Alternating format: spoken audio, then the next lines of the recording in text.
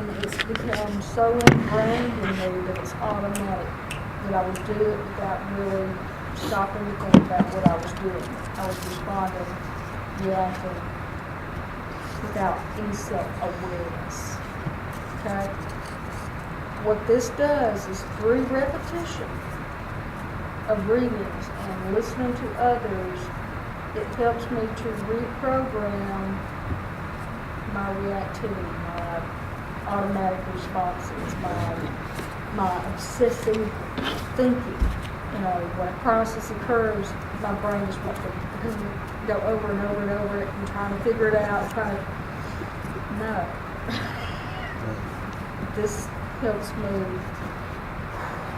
to calm that inner turmoil, to slow down, step back, look at my options, and make better decisions for me. That's how it works for me. Well, yes. After I'd gone to the first few meetings, I told my wife, I said, you know, we keep reading the same old stuff over and over and over again at the beginning of every meeting. Why can't they just skip that and get to the meat of the meeting? And then after a few more meetings, I said, I understand now why they do this. It's because it's really, really important. So, and we've only been doing this less than a year, so I'm excited what's ahead for me in the future that I might learn. I'm excited.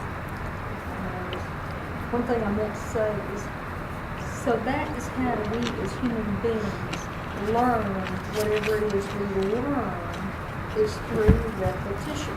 First grade, addition and subtraction. Second grade, you review the first grade, then you add a little bit more to it. Third grade, you review the first and second grade material, then you add a little bit more to it. Repetition. So any behavior or habit I've learned through repetition.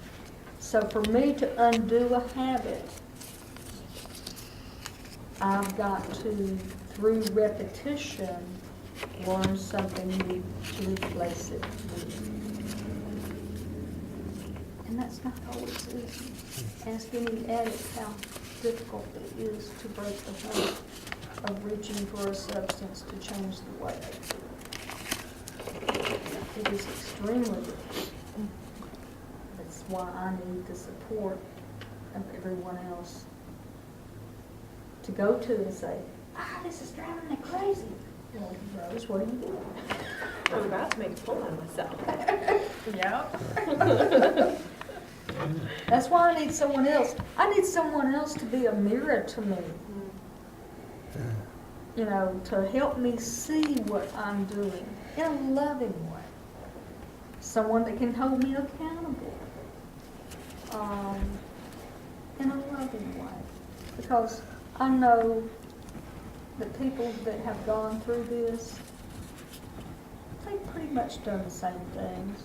May not exactly, but they understand how hard this is. And Sharon. And one of the things that I've learned, and I'm just now learning this part of it because we're a very new group, is helping other families. I don't mean helping getting their addict in rehab. I don't mean that. I just mean support, emotional support for them has probably done as much for me, more for me than it does for them. Mm-hmm. I don't know if it's because it takes the focus off of thinking about my situation to someone else's, but it really, and that's part of what we're supposed to do anyway, but it's not just because you're giving back what you've been given. It's because it really does help you to help somebody else. Denise, we have a favorite reading that we talk about and we read when somebody kind of asks that question or there's a newcomer, and it's the January 3rd growth. And it says, the room where my home group meets remains the same. The chairs, the carpet, the lights, even the walls are all the same as they were the first time I entered it. The difference is me. The person who sat there a year ago is not the person who sits there today. I feel as though all I did was sit in a chair faithfully, and my life took on a whole new meaning. Some of the faces in the room are the same, but now they are important friends and people that I consider my family. Before I came to NarAnon, my life was in chaos and my thoughts were scattered. The addicts in my life had complete control of my emotions because I let them. I was afraid and angry, lonely and sad. I had told everyone in my life about my problems because I thought they would have a magic answer. I'm sure they were all tired of hearing my stories. I even gave up church because I felt abandoned.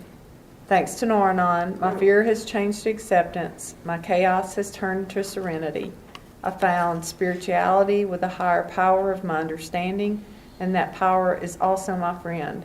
My weakness has turned to strength, and my scattered thoughts have been channeled into a new direction. The peace and serenity that the program offers has given me a new life. I keep looking at the chairs. Are they magic? How could all this happen from sitting in a chair? In the beginning, there was no energy in me to take an active part in this program. I was suspicious and afraid. However, despite me, the changes came. Next week, I will get in my car, drive to my meeting, and go in the door. I will find my chair and sit down. I will relax and wait for the blessings and growth that seem to come to me when I am sitting in my chair.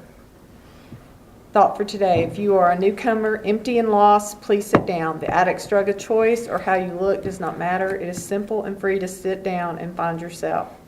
In the depth of winter, I finally learned that there was an invincible summer. Albert Camus. So that's really how it works. You just keep going back, and whether you have energy or not, or you keep doing the right things for yourself, and eventually it comes. Sure. And the times I least want to be here are probably the times I need to be here the most. The days you don't want to come. Yeah.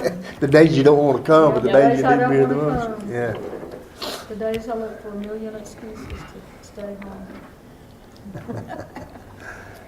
Okay. All right, next question. How do you choose a sponsor and who? Well, the main thing I heard about choosing a sponsor is you need men need a male sponsor and the women need a female sponsor, because it's proven in the past it doesn't really work out when you have have it the other way. So, I don't have a sponsor. I need one. I've been told. But so somebody else will have to speak on how you choose a sponsor. Well, I give this spiel to the patients all the time. It's kind of like finding a good therapist, actually. It needs to be someone that you feel like you can open up with and you don't want to hold anything back from. But it also needs to be someone that's going to hold you accountable. It needs to be somebody that's going to be able to call you out when you're doing something that's unhealthy or could be improved upon. Not someone that's going to support you in anything that's toxic. Ideally, they need to have a sponsor themselves. They also need to have worked through the 12 steps themselves, at least once, if not multiple times. We asked the same question we had a retreat in Alabama with the Alabama group. Me and Becky went, and we talked about, what about baby meetings, new meetings where people are just forming and they've never done this before, nobody has any experience. And they gave the wise recommendation that if 2 or 3 people get together and work through the steps together, eventually they will be able to, have status to be sponsors themselves, and then they can sponsor some of the people that join the group later on. So if anyone's thinking of starting their own group and nobody has any experience, that's a good solution.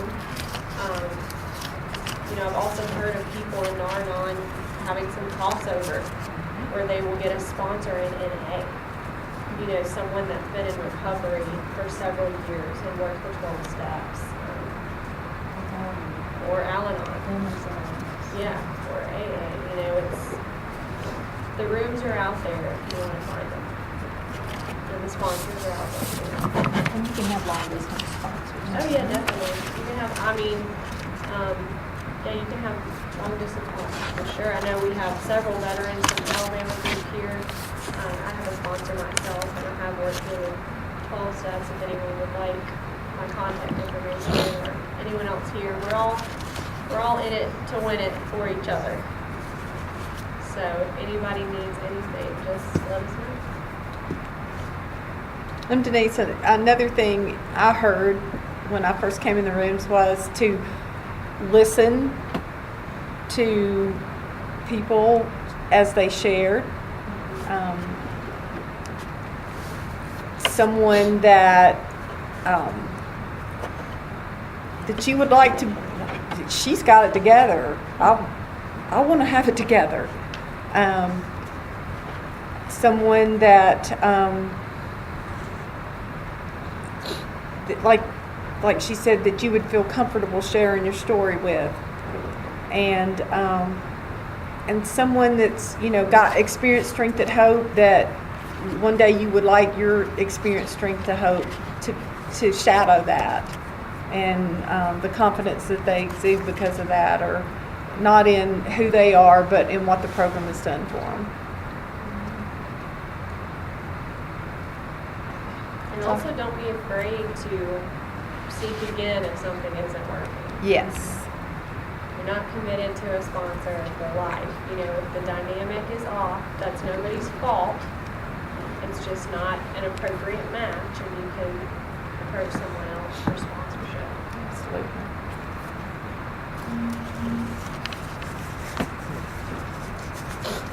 Last question. How do I turn my thoughts, focus at NarAnon from the addict to myself? Hey, Rose.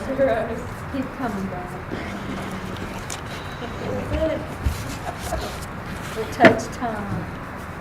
To me, the last NarAnon slogan went over detached with love. Helped me.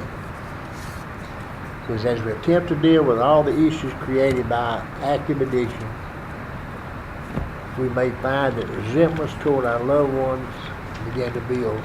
Sometimes we feel that we alone are carrying the burden.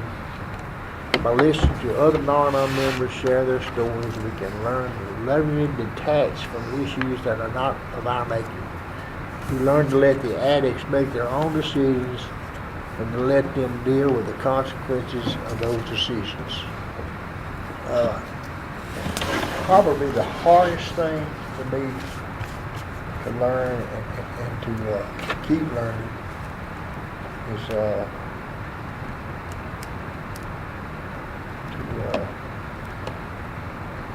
not be an enabler. And I keep wanting to change the definition of enabler to just a really good, loving helper to give them what just one more time they need to get them out of the ditch.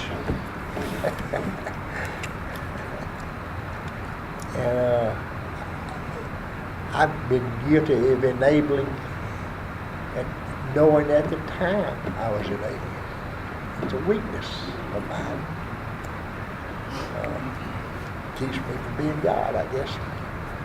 I have a lot of weaknesses, but that's been one of the hardest things for me, because it's so easy to reach out and do something that seems awfully simple that has bad consequences. But they're not buying drugs. But they're not buying drugs. They're not buying drugs with it, so that justifies it to some degree. It's just Then you get to the point when you my train jumps off the track a lot too, and I just sort of go here and there. But sometimes you just, when you get smart enough, you quit giving them money. And if they say they need some groceries, then you buy them some groceries. And you make them at least swap the groceries for drugs. You just don't, you know, it's a little harder. Anyway, or you just say no. And you just say no. And sometimes they actually appreciate that. Maybe not immediately, you know, but they are tricky folks, and as long as what they're doing working, they'll keep on working with you. So, but attending the meetings, the NarAnon meetings, over and over, things get easier, and discussions with other people make it all easier to do these things we're talking about. Things that seem impossible to begin with the help of a higher power. Can and will get better. Yes, I guess. Sorry, I almost interrupted you there. One of my favorite ways to change the focus on myself is finding a healthy activity that you actually enjoy. For me, that would be nature walks, yoga, and meditation, but that doesn't mean that's what's going to work for everybody. You know, for others, it could be fishing. It could be sewing. It could be doing Sudokus. You know, whatever puts a healthy, loving focus on yourself, at least even for a half hour at a time. You know, even if it's for 10 minutes at a time, at least during that time, you're not focusing on the addict, you're focusing on yourself. You know, that will help you break those habits, even no matter what small increments you start at. The one thing I love about yoga is, especially in tree pose, if you're not in your body, you will just fall over. If you're not focusing on yourself and being in the moment, you'll just topple. And so that's why it's one of my favorite things when I'm struggling with self-care. You know, maybe it's taking a bath, listening to your favorite music, and waiting until the album finishes to get out. You know, whatever it is, don't sit there and stew and hyper-focus and be hyper-vigilant about the addict or the loved one. You know, try to turn some of that dedication towards yourself and self-love and having that tenacity for taking care of yourself. You know, it's easier said than done because I was taking care of other people since my first memory. And it's a really hard habit to break, and I still have to resist it to this day, but we do get better. We do recover. And eventually, we learn how to love ourselves enough to give ourselves the attention that we've just been handing out so freely to people that it didn't benefit.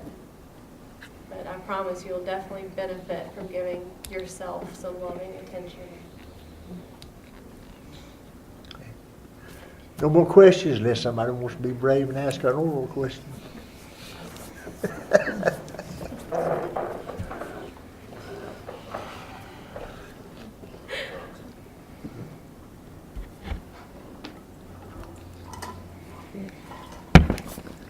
Guys, I have one yeah. for the vets, and well, there's a few here. I know, I think from Alabama. And this is more from my own education, I suppose, and made a big terrible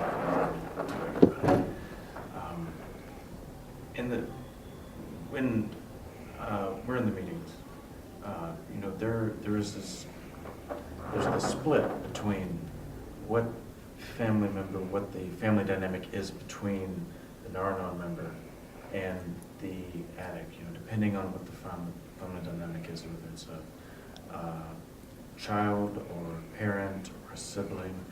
I was curious if any of the vets of the group, since this is probably the largest group of them I've been around, if anyone had any advice that may help someone listen to someone who has, when you're in the group and someone's talking about their child, and maybe you're there for your brother or your parent, like, is there a way to try to make it universal that we may not notice right off the bat? Like, I don't want to, when I sit around and keep my mouth shut and listen to people, I find some common elements, but they're not always as apparent to me until maybe afterwards, maybe the next day.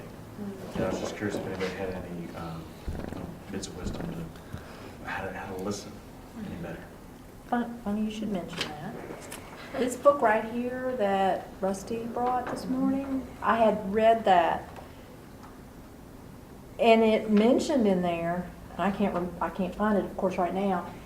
And it has to do with not talking about the addicts, because this girl said she went in one of the writings that she went to a meeting, and she was the only one in there because they went around the room and talked about their addict, and she was the only one whose addict was her spouse.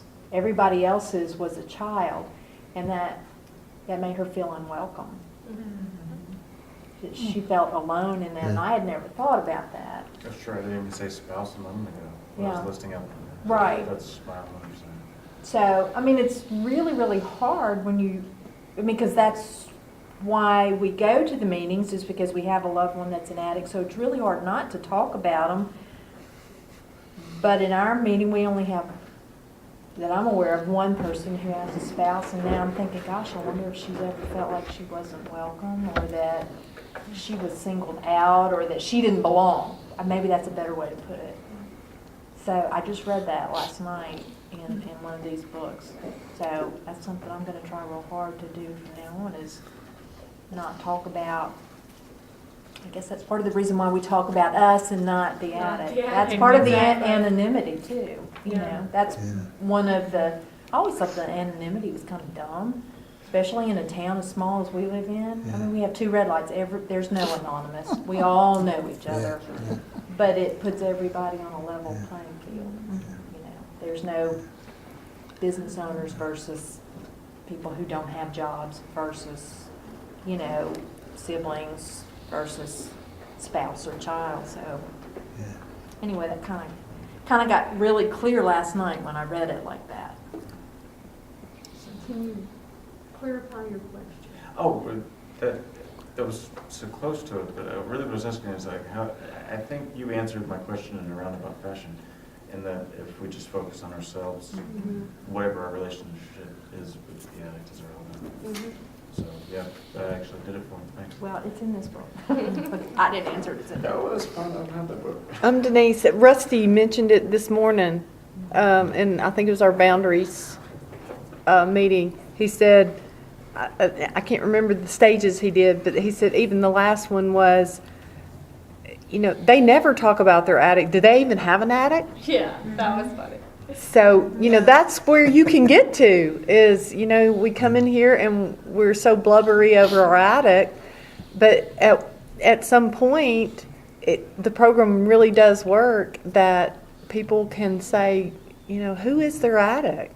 They never talk about them. Yep. Gotta keep working stuff. I'm Rose. Rose. I'm fortunate enough to have had 2 alcoholic fathers, biological and adopted.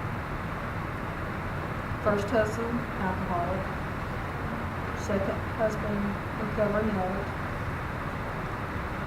Child that became an addict.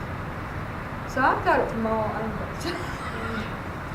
I earned my dysfunctionality. Thank you. In all areas. So what I have found out is it's not the particular, spouse, child, parent relationship. It's behaviors I learned throughout my life that keep me in pain.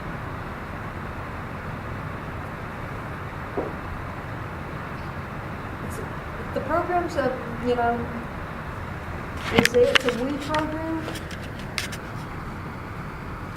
but I need to keep the focus on it. What am I doing? What am I not doing?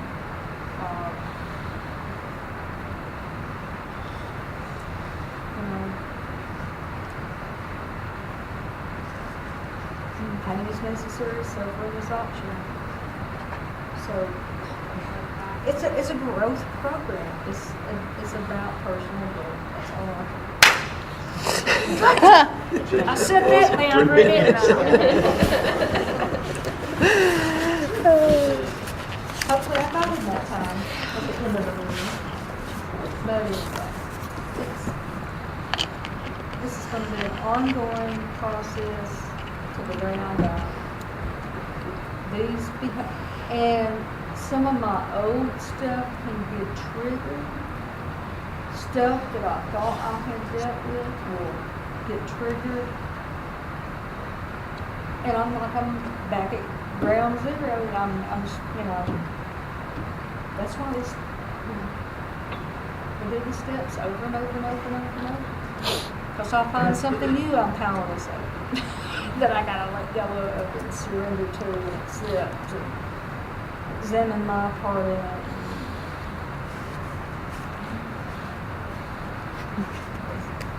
Another thing we're powerless over is where fellow NarAnon members are in their journey.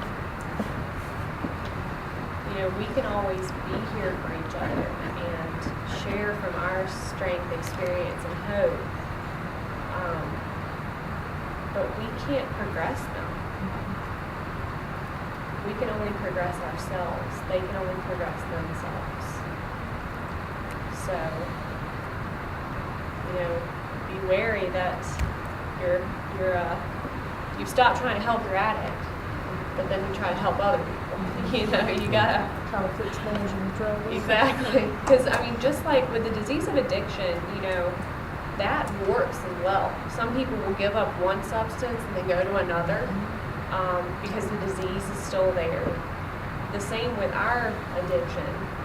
It can transfer from your addict to other loved ones or people in your surroundings of still unhealthy, toxic behaviors can transfer. So I would say, you know, don't focus on their addict either, or their journey, or your addict.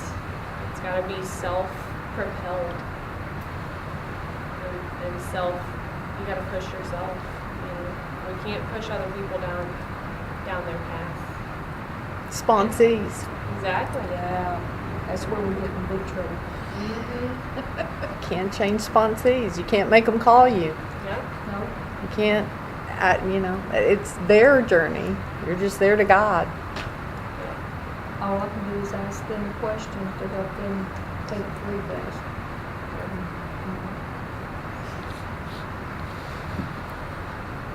And if I tell somebody to do something and they do it and it turns out bad, well, guess what?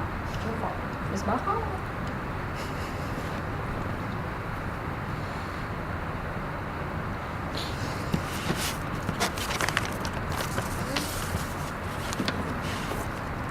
Well, I really thank everybody for coming out. It was so nice to meet everybody. This is a big group for me. It was exciting.